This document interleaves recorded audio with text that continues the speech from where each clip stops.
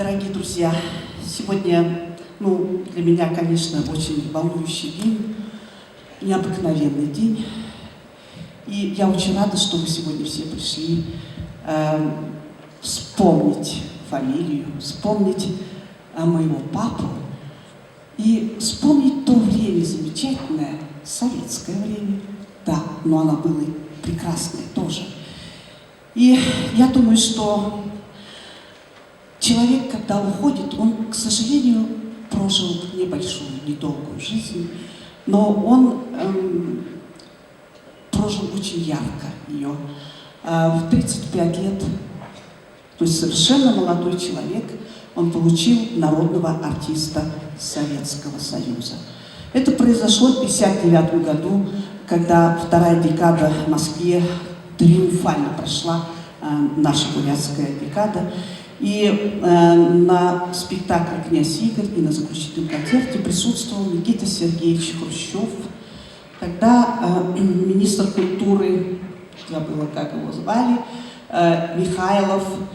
И они присутствовали и слышали всех наших, таких, я не знаю, звездных, всех наших исполнителей, как балет, как опера. И был просто разговор, я думаю, просто сказали, что Верховоину надо дать народного артиста Советского Союза. Конечно, папа тогда очень был молод, но я понимаю, что он очень ответственно относился вообще ко всему. Он всю жизнь, до конца своей жизни, было ему 56 лет, когда он ушел, до конца жизни он учил постоянно что-то новое, постоянно предлагал театру. Вот последний спектакль, в котором он спел, это была Иоланта Чайковского «Рене». Партия «Рене», она очень сложная. Вот все басы, которые здесь присутствуют, сидят в зале, я знаю, что вот эта ария сложнейшая. И он до конца хотел что-то преодолевать. И я думаю, что вот этот его способность, он, во-первых, был замечательным кларнетистом. Он играл на трубе. Вы знаете, когда он был молодой, сложно он очень жил, потому что дедушку нашего, как врага народа, постоянно сажали в тюрьму. И папа оставался с мамой своей, зарабатывал деньги не просто так. Он был и кучером, он был и сапожником, он продавал на рынке. Жизнь была такая.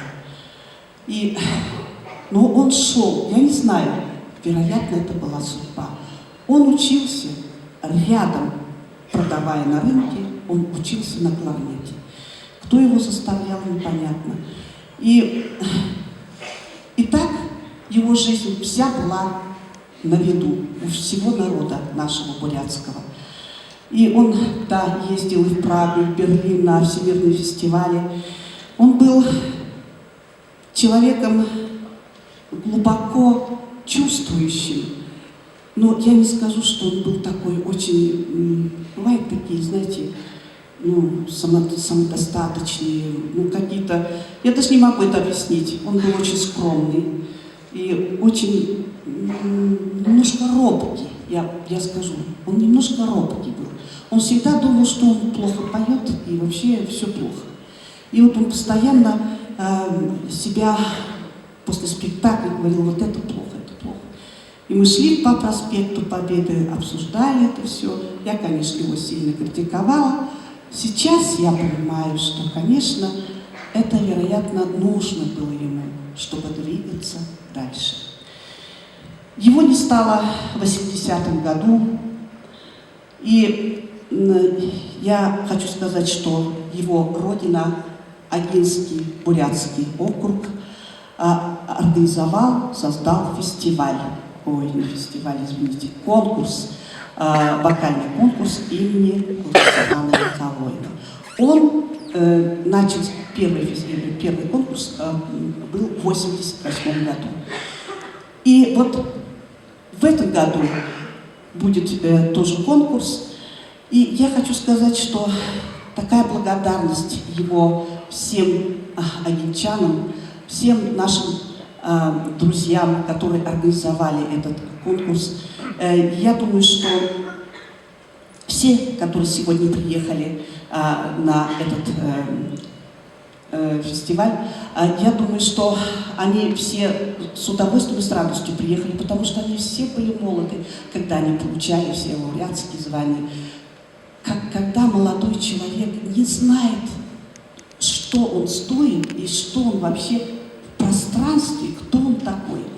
И вот это лауреатское звание ему дает настоящие крылья, и он уже начинает лететь.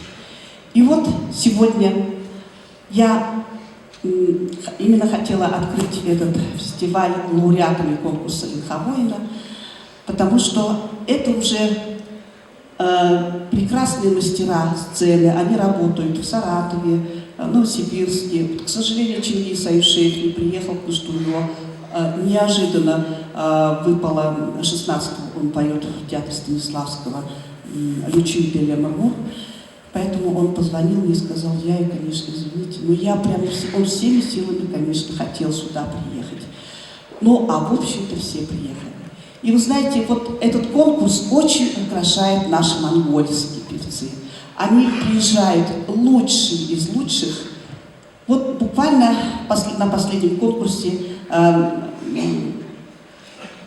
здесь конкурс был. Я хочу сказать, что вообще монгольские певцы сейчас просто необыкновенно стали известны во всем мире.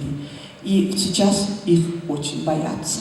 Вот когда на конкурсы приезжает, когда объявляет Монголия, все точно знают, что там потрясающий голос и потрясающий тембр голоса. И сегодня они тоже лауреаты конкурса Ильховоина.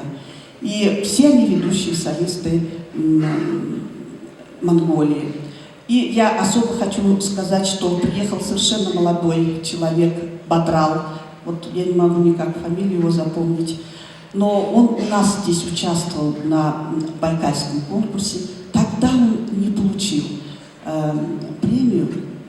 Сейчас он куда бы ни поехал у нас в России, он получает везде гран-при, первые премии, вторые. А начал он с конкурса Ильховоина. Итак, лауреаты конкурса Ильховоина.